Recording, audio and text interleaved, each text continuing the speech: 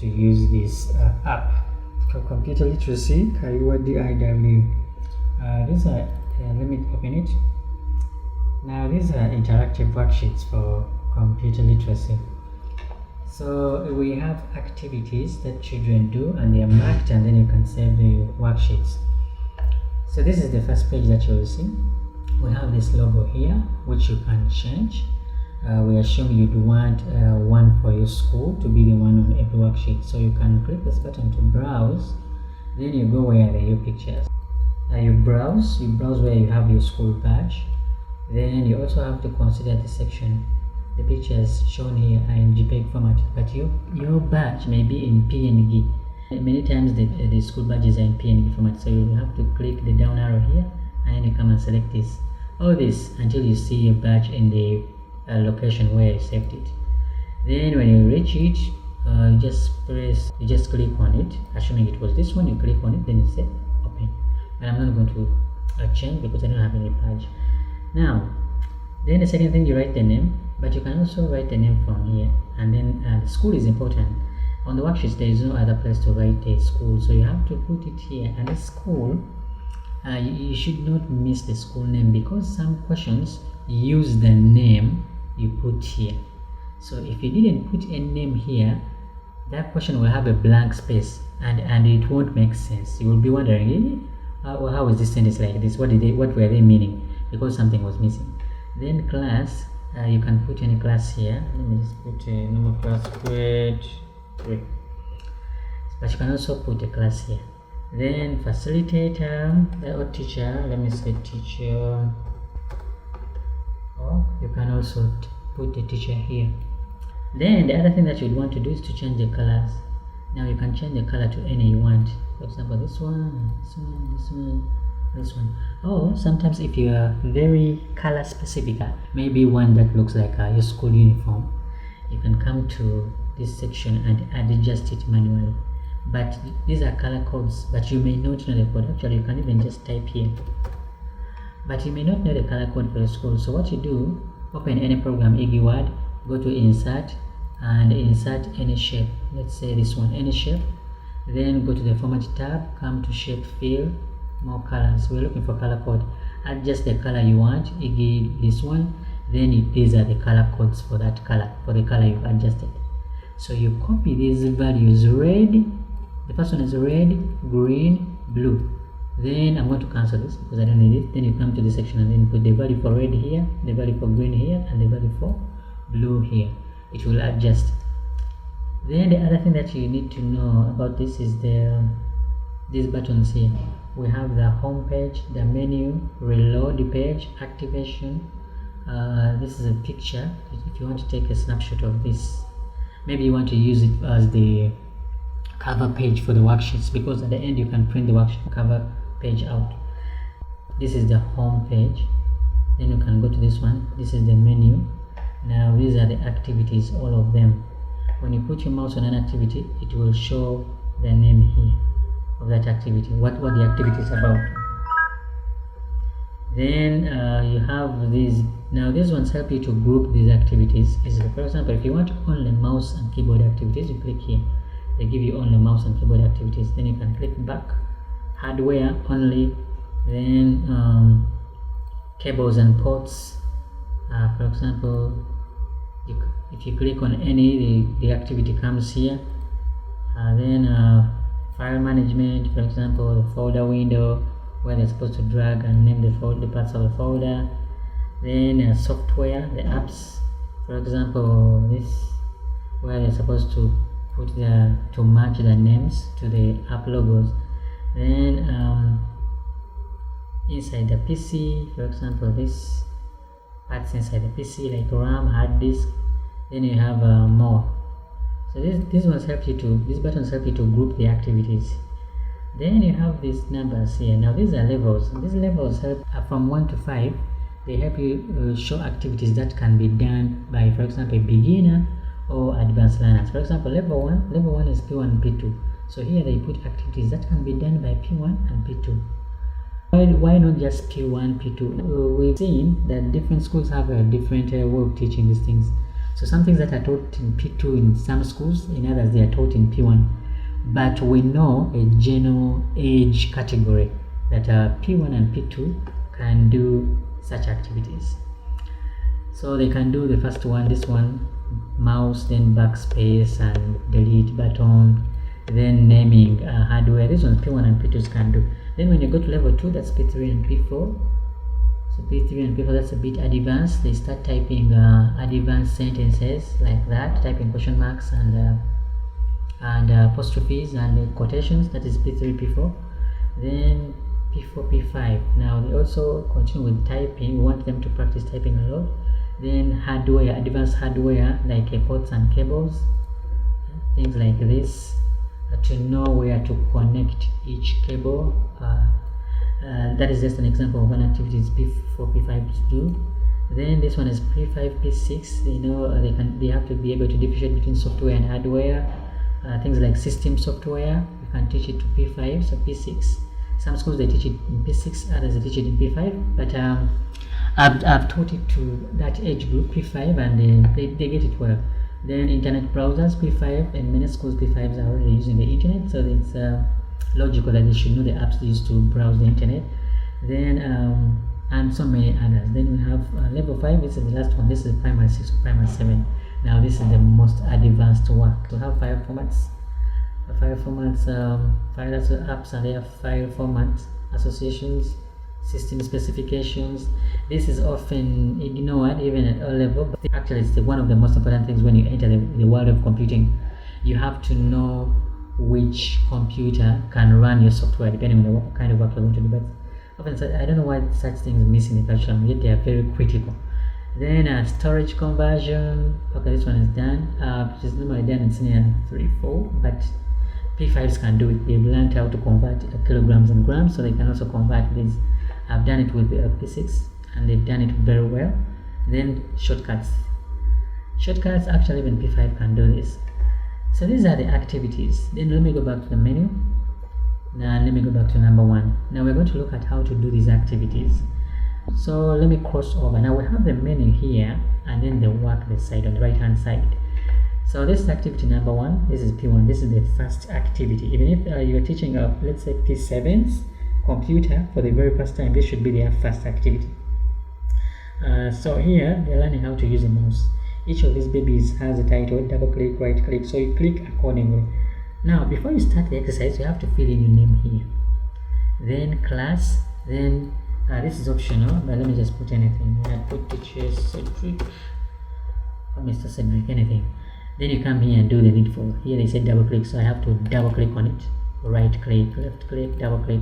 Let me do this one wrong, so it won't dance. So just give a wrong a cross and not dance. So the one I click correctly, yeah. Now when you're done with everything, you have to click the finish button to get this assessment here. I also have some comments. Now let's click finished. Yes. So we have 17 out of 15, 94%. Then saving the work, you use this button to take a snapshot. But the finish button also takes a snapshot of this work automatically. It saves it in this folder. This one, worksheets, a folder on the desktop called worksheets. Then inside worksheets you go to computer literacy, and here I have my grade 3, this class here, the class I put here. So if I put here P3, here the folder will be P3. So actually every class you put here creates a folder here. Then when you open that folder, we have the work is here. It is labeled multi-cynical, mouse control, etc. So this is a picture of the work I've just done. Now we go on saving this work until we have enough documents. Then we can print, or we can combine them into a PDF document that you can send to a parent, and they see what the children are doing. You might be teaching computer but with nothing to show to the parents or administration. So this app helps you to do that. Every child will have their folder and they will have all their work inside there, so you can turn it into a PDF document. I'll show you how to do that at the end, and then you send it to the parents or to the administration, or for printing, whatever you want to do with it. Then I'm going to minimize this. Now there is also another scenario. This is very important.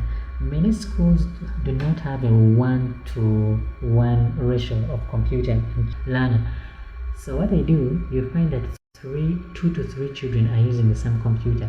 So how do they name their work? This is what they do. Now, what one of the children should put their names here, not all of them. For example, it's in a call comma, not a group comma, like that. No, only one person puts the name. But when they click finished, only this person's work will be saved. How do the other people save their work? What you do, you change this name to the second. After the work is done, you change the name to the second person. For example, the second person is called Nantege Farida. So if Nantege Farida wants to save this work as well, they come and click this button. They click on it, then the work will be saved.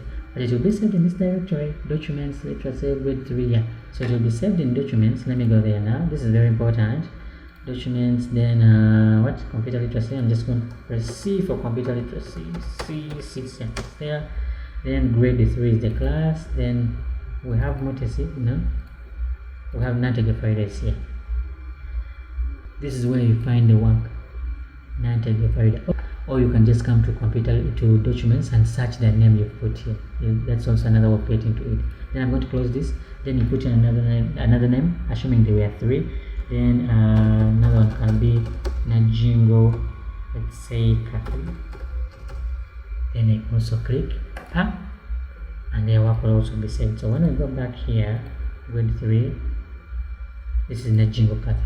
So all of them will have their work. Then let's also put Mutesi, Nicole, then save. So we come back here. Now all of them have their work. But 3 people is too many on the computer, so you advise admin to work on that. We go to the next one. The next one is we want to type these letters. So we have to click in the red dash and type in the letters. So you have to teach them how to use capital and small letters. So this is capital E and this is small j. So they switch off capital letter and type small j. They continue like that and press finish. Next. Here they are using backspace and delete. So backspace, you have to click in front of the letter, then you backspace. Then delete, you have to click behind the letter, then delete. So you have to teach them the difference. And the computer will not allow you to retype. It will only allow you to type one character. It won't allow you to retype the whole word. So you have to use either backspace or delete. Next. Then here, this is just retyping this. So this is how you type. You just press A space B space C space D space all the way to M. You do the same for the rest of the activities, then you press finish. And then of course if there are many children, you can maybe 2, 3 on laptop, then you use this button, you change the name and use this button to save all their work. Then another thing, you will have some learners who are very slow, and maybe if the lesson is 40 minutes, they can't type all this work in 40 minutes. So what you do, you take note of their names. For example, Mutesi Nicole typed up to here and then the lesson ended, so they can save. Use this button to save. Then they type their name here, Mutesi Nicole, and name of activity, letters. You name the activity, letters 1, then save. Then they will ask you where do you want to save, so you have to create a folder where to save this work. Actually, it's even important to put the class Mutesi Nicole P what, then you say okay. Now the next time they come, let me load this. They don't have to repeat because they're already slow. They won't complete. They can just open and then go to the, was it desktop, yes, desktop, and the name was Mutesi Nicole. It's here, Mutesi open. Then this is same thing, just that these letters are grouped. Then here they have to label the parts.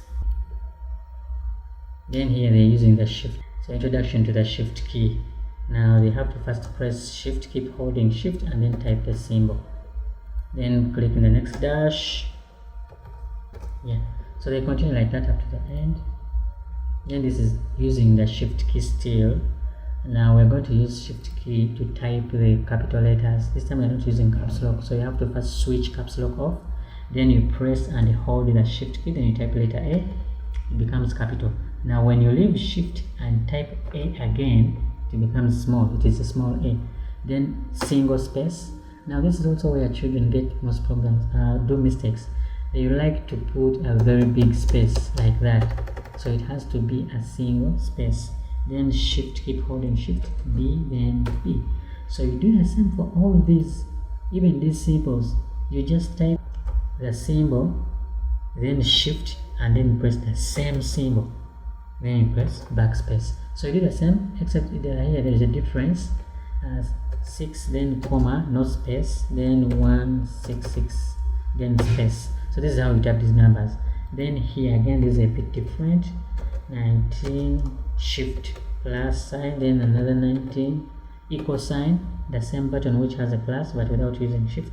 38, then space. So you do that up to the last part, and then you press finished. Next. Now here you're supposed just to retype these sentences the exact way they are. Same thing here. Now here we're introducing the question marks and the apostrophe. But one thing I've seen is that on some people's keyboards, the apostrophe doesn't come out well. You have to work around it. Now when you press apostrophe, for example, right now I have pressed the apostrophe, but it's not showing. So it's until I type the next letter, then the apostrophe shows. So some keyboards work that way. You have to keep that in mind. Even the quotation marks here, these ones here. So sometimes you shift and then you press the quotation, but they don't show until you type the next letter. And then that's when the quotation shows. So a tricky part is when the quotation comes at the last end. Then you'd have to add another letter and then maybe backspace it or press the space bar. So next, still advanced sentences. Next, then here you retype these names. Then next, then you retype these names as well. Now we have the special exercise 13 and 14.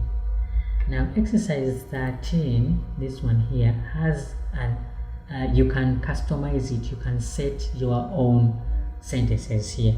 So you go here. The difference is exercise 13 has 6 rows and then 14 has 10. But you can, if you want to create your own exercises, and maybe these were not enough for you, you can just come here, type in exercises. So I have clicked custom 1, 13, custom 1. Then you come and type here your sentences. Type your sentences here. So whatever you type here is also what comes here. Then maybe you want to end with a full stop or a question mark. Then you do the same here. Yeah. Now when you're done, you come and save. So you can save this. I'm going to save it as a, let's say, and then you say save. Then where do you want to save? I'm going to save on a desktop. Then I say okay. It has been saved. Now when the children come back here and you want them to do your exercise, they have to browse. Then you go to desktop, and I named it custom 1. So open. Now the exercise will change to what we typed. It's just that the font is different. So the children will have to come here and retype. Then they continue like that. Then they press finish. So the same applies to 14. 14, you can also click here, custom 2, type your own sentences, save them, the children come, browse, and then do the exact sentences you did, and then they press finished. Then they will be marked. Then we'll go to number 15. Now we've started hardware. So here they are supposed to drag computing devices like a laptop, like ATM machine, and then after they press finish. Then exercise 16 is the same activity as 15, but only that pictures are replaced with names. Then yeah, this one is just drag and drop like that. This one also just drag and drop like that. Then yeah, this one's jumbled words. But P2s can do them well. So what we do with P2s who find this challenging to drag and drop, they go to this section here, activities, then let's say P1, okay, let's say P2, continue. You have to put a name and class and a school. Then you come to continue, then you can come to word jumble, continue. then ignore this because you're doing computer. You come to computer devices, then yeah, they find it this is easier, they are bigger, so they just drag and drop like that.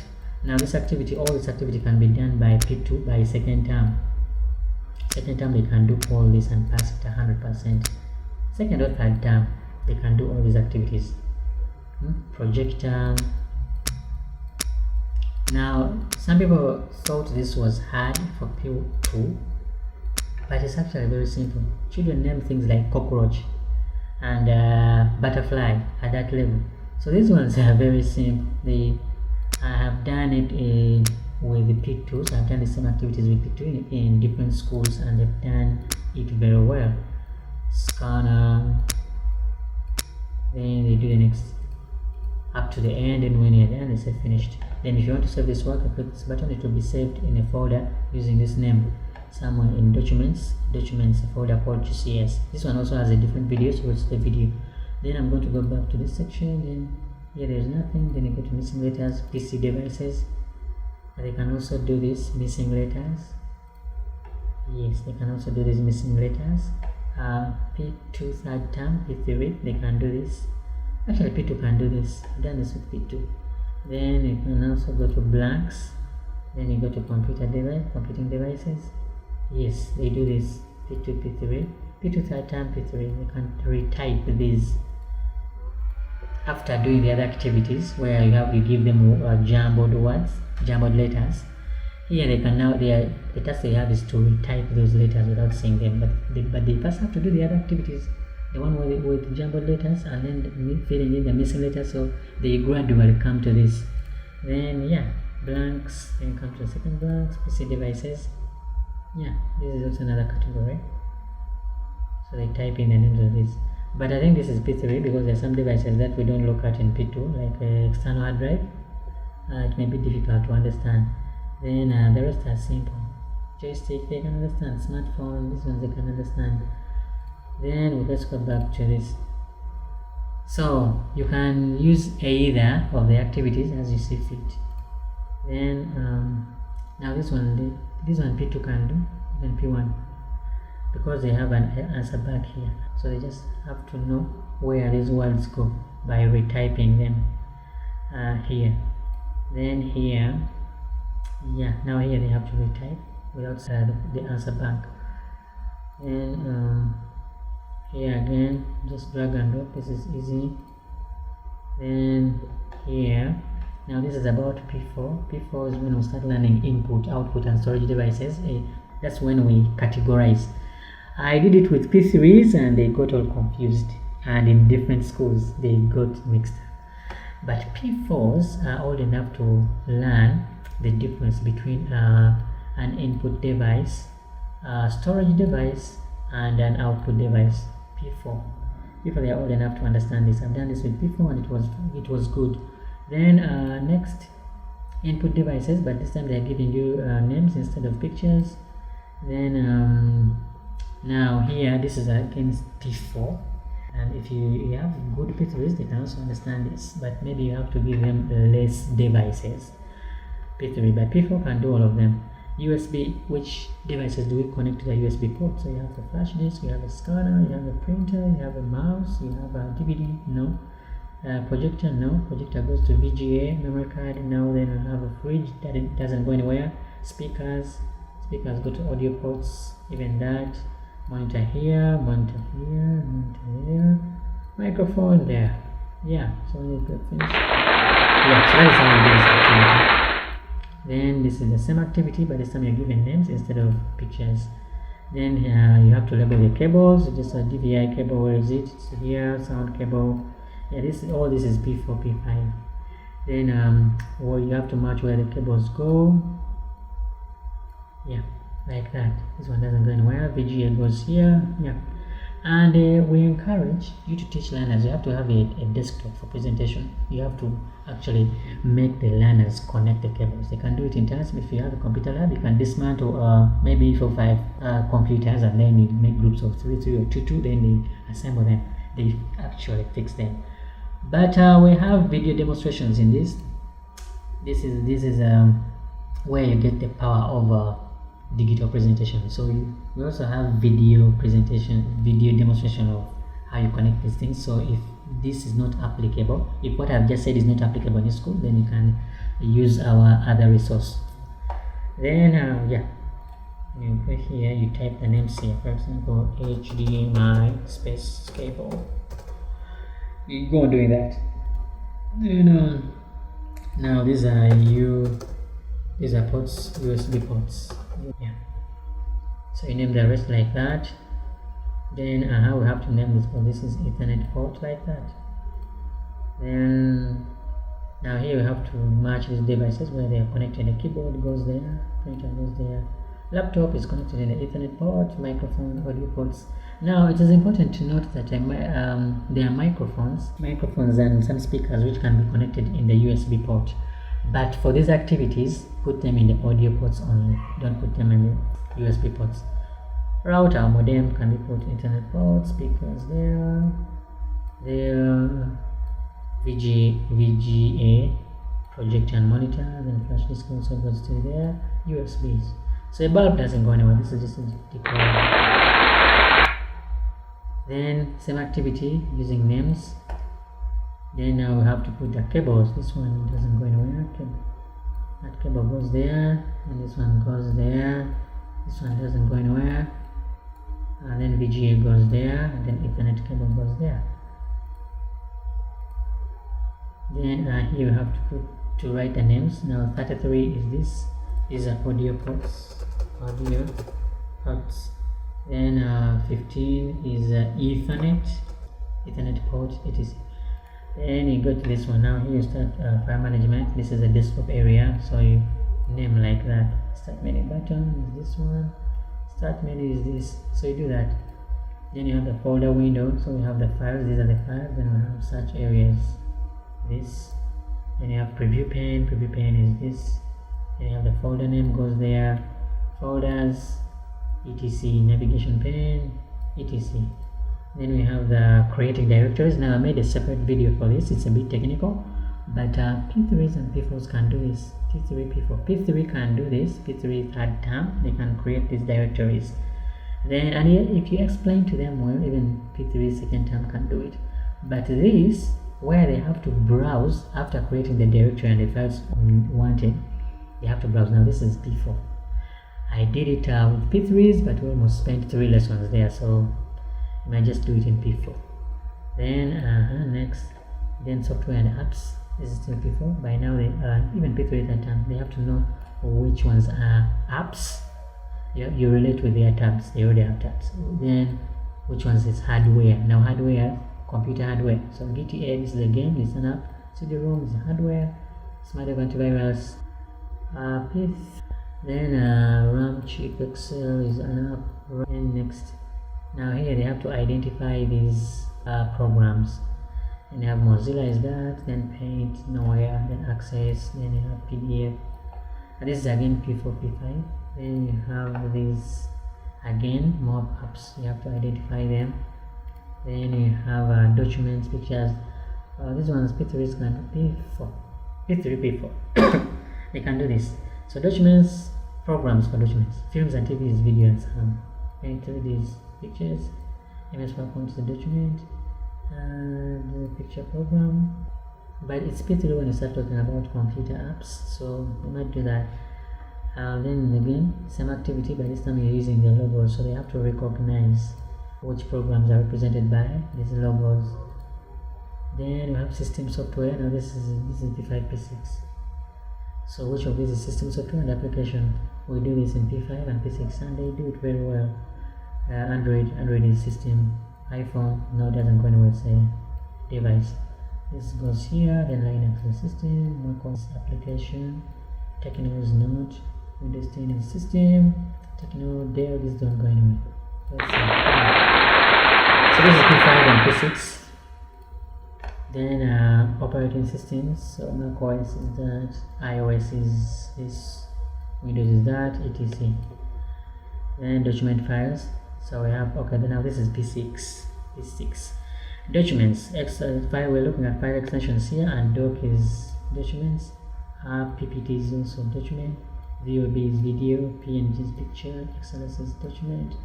So what children have to know is that the extensions that are for document files. For example, PPT is PowerPoint, XLS is Excel, then Doc is Microsoft Word, iCode is for pictures, Excel doesn't go anywhere here, PSD is a picture, JPEG. So when you're teaching about file formats, you talk about the most common file extensions. You don't have to tell them the weird file extensions, just the common. For example, Microsoft Word, what the extension for Microsoft Word is either Doc or DocX. The same as Excel, PowerPoint, those are the common programs. Then video files. These children play movies in VLC Media Player. What are the commonest video file formats? You have MP4, VOB. You just AVI, you just talk about the common things and what's likely to see. FLV, especially if you're downloading the video from YouTube, some of them come in FLV, JPEG, this is a picture, commonest picture format. Then this text is document, then these don't go anywhere. They're also file extensions, but they don't go anywhere here. So let me see. Yeah, but that is P6, still this is P6. P6 and P7, if your P7 still at the computer, but by P6 you should be done with the curriculum. So at P7 they just do get themselves ready for your name. Then we have programs and they have file extensions. So XLX, then that's Excel. Then TXT is Notepad, then Doc is Word, PNG is can go to Paint or any other picture program, then PDF is Adobe. Yeah, like that. Continue. Then now we start with we go to inside the computer. So yeah, they just match these things. Hard disk. And now this is P5 processor. This is P7. So this is the question bank. This should be very easy. The answer bank. So they pick the answers from here and type them here. Then we have again still inside the computer. So this is 21. You look for label 21, which is this. This is CPU or central processing unit. You name accordingly. Then we have now this is system specifications. This is P6. P5 can do this. This is P6. So here you're supposed to move your pointer on any of these computers and you see their specs here. So this one is a CPU is 3 GHz and it's a Pentium 4, it's a single processor. Then this one 2.4 GHz, it's also a Pentium 4. Then this one 2 GHz 5 GB. Then you have this one 3.2 GHz Core i3 and 2 GHz Core 2 Duo. Now which one of these is most powerful? Now the trick is you just look at the CPU. The CPU is first priority. So Core i3, Duo Core i3 is priority even if it has 1 GB RAM. Okay? So just CPU is priority. Then second priority is RAM.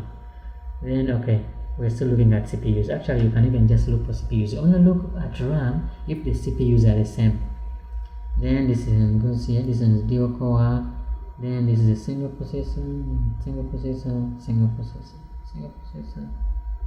3 GHz, 2.4 GHz, 2 GHz. So this one comes next, and then 2.4. This one's still 2.4. Then this one doesn't go anywhere. So let me see. Yeah, that's it. But of course this will be easy after them learning about system specifications. Then conversion. Now here the children they just have to convert. There's also a topic here. I think it's under storage, and this is P6. Okay, they also start the unit conversion in P4, but in P4 they do small ratios, like converting MBs to GBs, just that. And they don't convert a second or third level where you're supposed to convert a terabyte to MB, where you're supposed to first convert to GBs, then you move to megabytes. But P6s can do it. Their math curriculum actually has far complicated things like the Pythagorean theorem, the squared is equal to b squared plus c squared. So this should be a piece of cake for them if you explain it to them very well.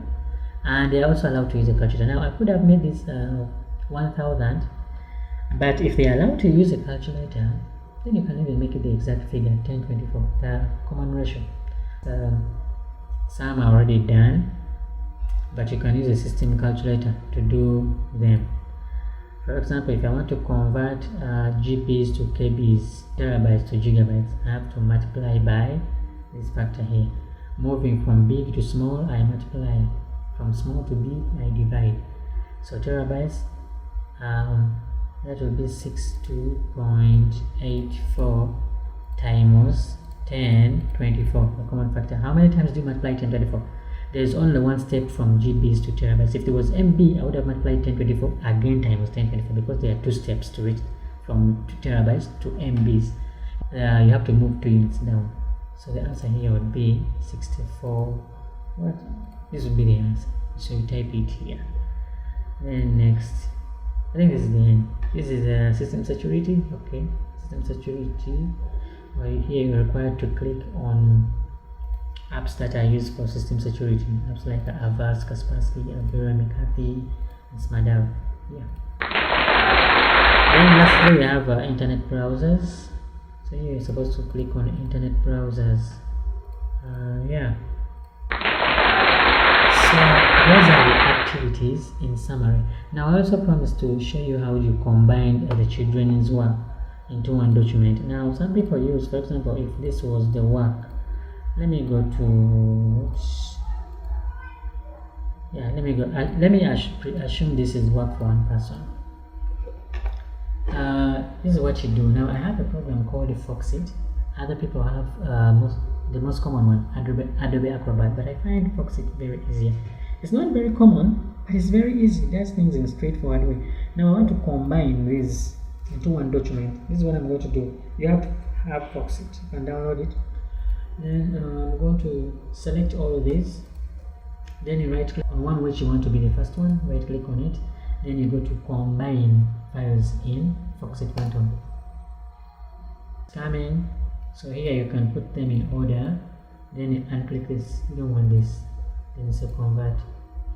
So then click here. So they're going to combine these files into one document. Then after that you press Ctrl S, or you come to File, Save. Then you save this into one document, like Nippon Jingo. Then the document is one you take for printing, or the one you send to a parent to see the great work you're doing with their kids. So yeah, that is it. This is the app in brief. Anything I left out? The other thing is activation. So you click this button to activate, and you send this ID to this number. But if you already have this program activated on your computer, you don't need to activate this. It activates automatically when you activate this program here. So these are the notes, and these are the worksheets for the notes. So this is the app in brief.